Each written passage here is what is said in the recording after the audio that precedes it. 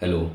इस वीडियो में हम बात करने वाले हैं मैरी वोल्स्टनक्रॉफ्ट के द्वारा लिखे गए एक ऐसे की जिसका नाम है vindication of the rights of woman, जो कि उन्होंने एक फ्रेंच पॉलिटिशियन टैलीरान पेरिगोट्स के पैम्फलेट के खिलाफ लिखा जो कि नेशनल एजुकेशन पर था। मैरी के इस ऐसे vindication of the rights of woman में टोटल 13 चैप्टर्स है, लेकिन हमें चैप्टर 1 और चैप्टर 2 ही डिस्कस करना है।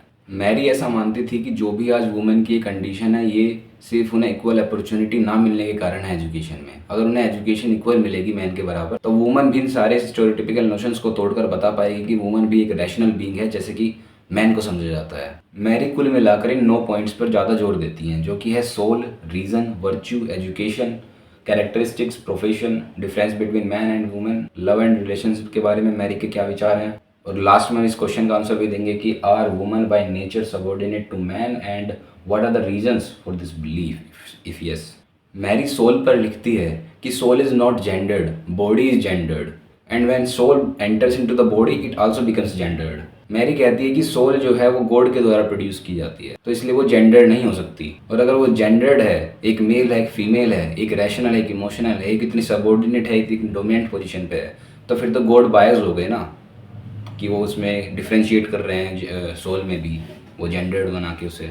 एंड वो कहती है कि सोल जो है रैशनल होती है, और अगर ये सोल ही जेंडर्ड हो गई तो फिर रैशनल भी जेंडर्ड हो गया, तो मैन रैशनल हो जाएगा और वुमन इरेशनल। तो लेकिन ऐसा तो केस नहीं है, क्योंकि सोल तो जेंडर नहीं है, गॉड ने तो उसे ऐसा नहीं बनाया। तो इस आर्ग्यूमेंट को इस तरीके से रेफ्यूट करती है। देन फिर सेकंड पॉइंट में वो रैशनल और रीज़न के बारे में बात करती है। मैरी कहती है कि जो रैशनैलिटी है वो पैशंस को कंट्रोल करने के लिए होती है, और जो पैशन को कंट्रोल कर लेता है वो वर्चुअस हो जाता है। और सोसाइटी में कैसा माना जाता है कि सभी फिलोसफर्स भी मानते हैं कि मैन जो है रैशनल होता है और वुमन इरेशनल होती है, वो वर्चुअस भी नहीं होती इसलिए। और लेकिन इसको जैसे कि कांत भी बोलता है कि वुमन जो है इमोशनल क्रिएचर है, और रूसो भी कुछ इसी प्रकार की बातें करते हैं। तो मैरी इसी बेसिस पे कहती है कि इस हिसाब से तो फिर मैन भी रैशनल और क्रिएचर नहीं है, वो भी वर्चुअस नहीं है। इसके वो एग्जांपल्स भी देती हैं कि किंग जो है वो अपने पैशंस को कंट्रोल नहीं कर पाता है, और सोसाइटी में क्लासेस है इतनी सारी, इतने प्रेजुडाइसेस हैं, और एक्सट्रीम पैशन से देखने को मिलता है मैन में, तो फिर वो कैसे रैशनल हुआ, वो कैसे वर्चुअस हुआ, वो भी नहीं है। तो woman is not the only irrational creature, man is also irrational इस हिसाब से, तो ऐसा मैरी बोलती हैं। दैन वो थर्ड पॉइंट इसी में डिस्कस हो गया, वर्चू वाला ना। फोर्थ में वो एजुकेशन की बात करती है कि वुमन को एजुकेशन ही इस प्रकार की दी जाती है कि जिससे वो डिपेंड हो सके मैन पे। उसको हाउस होल्ड ट्रेनिंग दी जाती है, उसको वोकेशनल ट्रेनिंग दी जाती है कि तुम ये घर से बार संभालो, इसी के लायक हो। उसको इसी प्रकार की एजुकेशन मिलती है ना। उसे फिलोसफी पढ़ाई जाती, अगर उसे फिलोसफी पढ़ा देंगे तो अपना दिमाग का इस्तेमाल करेगी, और ना वो क्वेश्चन पूछ सकती। तो उसकी कुल मिला के रैशनल एजुकेशन नहीं होती है, और वो एनलाइटनमेंट को भी प्राप्त नहीं कर सकती। उन्होंने एनलाइटनमेंट प्राप्त कर लिया, इसका मतलब कि वो रैशनल बीइंग है, तो उनको इनके घर के कामों में उलझा दिया जाता है। इसके अलावा जैसे बच्चे होते हैं थोड़े इमेच्योर, इनोसेंस, डिपेंडेंट होते हैं, इनकेपेबल होते हैं, उसी प्रकार वुमन को भी रखा जाता है। लेकिन जो बच्चों की मैच्योरिटी है वो वुमन की मैच्योरिटी से अलग है। चिल्ड्रन में जब ये मैच्योरिटी होती है तो उन्हें फिर भी वर्चुअस और नॉन वर्चुअस की नज़रों से नहीं देखा जाता है। लेकिन वुमन की मैच्योरिटी जो कि सोसाइटी के प्री कंडीशंस और नोशन के द्वारा ही होती है, और उसके बाद उन्हें नॉन वर्चुअस भी कंसीडर किया जाता है। वुमन के बारे में बोला जाता है कि woman is child like but not the child, तो उनकी मैच्योरिटी जो है वो डिफरेंट होगी चिल्ड्रन से। उसके बाद मैरी जो है अपने ऐसे में वुमन को मिलिट्री मैन से भी कंपेयर करती है। जैसे कि मिलिट्री मैन डिपेंडेंट होता है स्टेट पर, इनोसेंट होता है, वो कमांड फॉलो कर रहा होता है बस, और इनकेपेबल भी होता है अपने आप में। तो इस एग्जाम्पल से मिलिट्री मैन की मैरी कहती है कि इस तरीके से तो मैन भी इमेच्योर है, उसकी ट्रेनिंग अगर इस तरीके से होती है। सो जो प्रॉब्लम है वो प्रोफेशन में हो सकती है, किसी मैन या वुमेन में नहीं। तो प्रोफेशन में बोलती है कि जैसा प्रोफेशन होगा वैसे ही कैरेक्टरिस्टिक्स डेवलप करेगा। और ये प्रोफेशन जो होता है ये आउटकम किसका होता है, एजुकेशन का, जैसे उनको एजुकेशन मिली है। और फिर वो बात करती है कैरेक्टरिस्टिक्स की जो कि डेवलप हुई है एजुकेशन जैसे उनको मिली है, और जो प्रोफेशन उन्होंने उनको दिया गया है सोसाइटी द्वारा।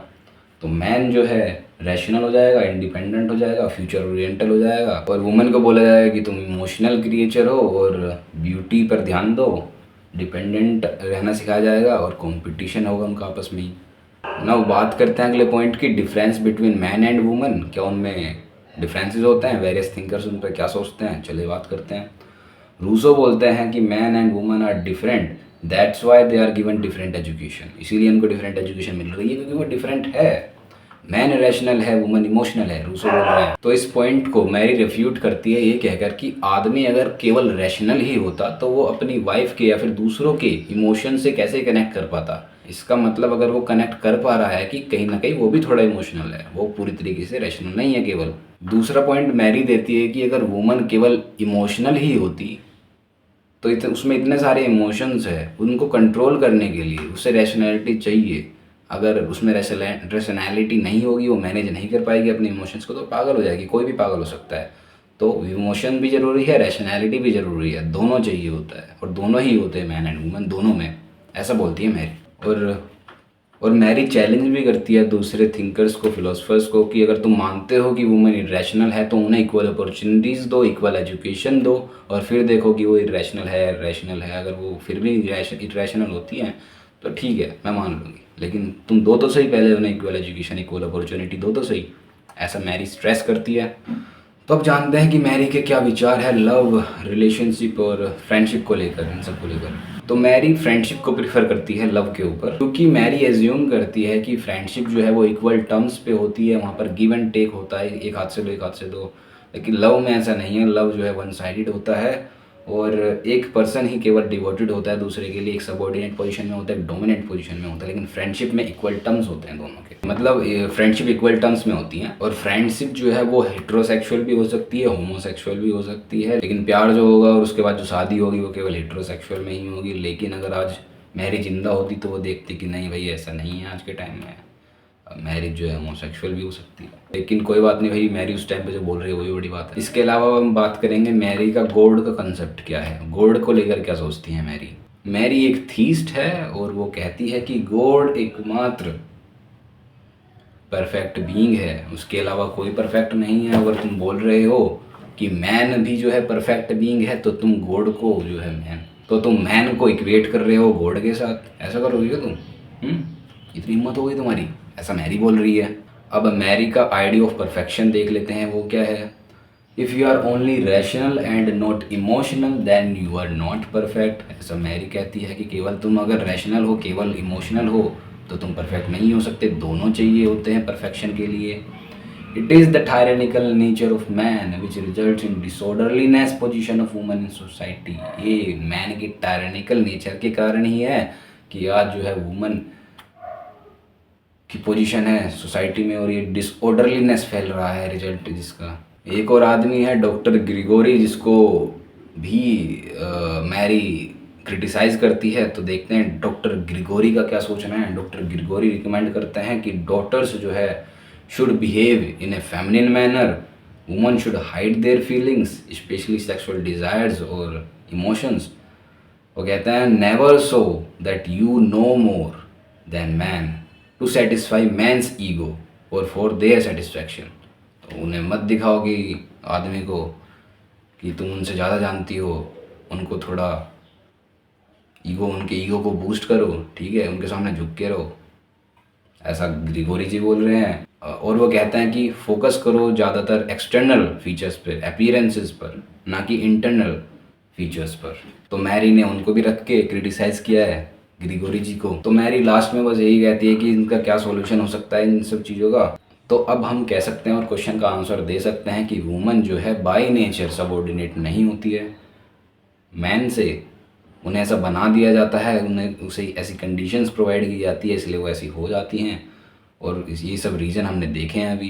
तो मैरी लास्ट में इन सब चीज़ों का एक ही सॉल्यूशन देती है कि इक्वल एजुकेशन प्रोवाइड करो, तो इक्वल एजुकेशन होगी, इक्वल अपॉर्चुनिटीज़ होगी, तो तभी कंडीशन सुधारी जा सकती है, ठीक है। अब थोड़े PYQs भी देख लेते हैं मैरी वोllस्टोनक्राफ्ट के vindication of the rights of woman पर।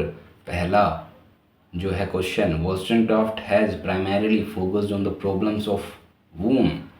तो उन्होंने मिडिल क्लास वुमन के प्रॉब्लम्स के ऊपर मेनली फोकस किया है। अगला क्वेश्चन है, according to Wollstonecraft what was not the reason for women subordinate position in society. Difference in education यहाँ पर आएगा, क्योंकि इसी पॉइंट पर तो मैरी जोर दे रही है, क्योंकि एजुकेशन में डिफरेंसेस है, उसी कारण से तो सारी चीज़ें हो रही है। अगर एजुकेशन तुम उन्हें बढ़िया दोगे तो आज उनकी सबऑर्डिनेट पोजीशन नहीं होगी जो पोजीशन है उनकी आज। तो इक्वल एजुकेशन दो उन्हें, इसी पर तो जोर दे रही है मैरी। अगला क्वेश्चन है, ये तो भी वो Wollstonecraft has compared the situation of woman with military man. Military man के साथ उन्होंने वोल्सनक्राफ्ट ने कंपेयर की है वुमन की सिचुएशन। मिलिट्री मैन भी डिपेंडेंट होता है, इनकेपेबल होता है ये। और तो मैरी ने इसी पॉइंट पर बोला है कि जैसे तुम उसे प्रोफेशन दे रहे हो, जैसी एजुकेशन दे रहे हो, उसी हिसाब से वो भी हो जाएगा, वो भी मैच्योर हो जाएगा।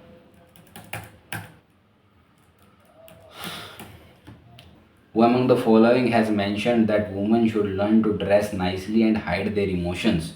तो ये रूसो जी ने बोला है अपनी 5वीं बुक ऑफ एजुकेशन इन 1762, उन्होंने ऐसा बोला है। Rousseau introduce the character Sophie वो रिप्रेजेंट्स हिज आइडल वूमन। तो वही आइडल वूमन क्या है कि थोड़ा इमोशन जो है हाइड करे, ड्रेस करे प्रॉपरली मैन के साथ, ऐसा वो सब मैन को खुश करने के लिए। तो रूसो जी भी हमारे थोड़े सेक्सिस्ट थे। फिर हाँ, ये क्वेश्चन है कि according to Wollstonecraft should be the basis of marriage, क्या होना चाहिए बेसिस? फ्रेंडशिप बोलते हैं कि फ्रेंडशिप जो है मैरिज का बेस होना चाहिए। She said that marriage should be based on equality, mutual respect and friendship rather than mayor romantic love और डिपेंडेंस। तो मैरिज में जो है इक्वालिटी होनी चाहिए, म्यूचुअल रेस्पेक्ट होनी चाहिए और फ्रेंडशिप होनी चाहिए, ना कि केवल रोमांटिक लव और डिपेंडेंसी होनी चाहिए। So she believes in friendship not in love. तो बस यही सब क्वेश्चन थे वोल्सनक्राफ्ट पर। तो इसके अलावा मैरी की अगर पर्सनल लाइफ की बात करें तो मैरी की शादी होती है विलियम गॉडविन के साथ। अब मुझे तो नहीं पता कि भाई उनकी जो रिलेशनशिप का बेस था वो फ्रेंडशिप था कि लव था। ओबियसली फ्रेंडशिप ही होगा जब उनकी फ्रेंडशिप की वकालत कर रही हैं। एनीवे, और उनसे जो है उनको एक बेटी होती है मैरी शैले, और मैरी शैले के जन्म के 8 से 10 दिन बाद ही मैरी वोल्सनक्राफ्ट भी इस वर्ल्ड को bye bye tata bye bye कर देती हैं। और इसी तरीके से हम भी आपको टाटा बाय बाय करते हैं। Thank you, bye bye. अगर वीडियो अच्छा लगा है तो वीडियो को लाइक कर देना, चैनल को सब्सक्राइब कर देना कि और भी वीडियोस डाल दूंगा, और कमेंट में बता देना कुछ कमी थी तो। अगर अच्छी लगी तो भाई कुछ अच्छा लिख देना। Bye bye.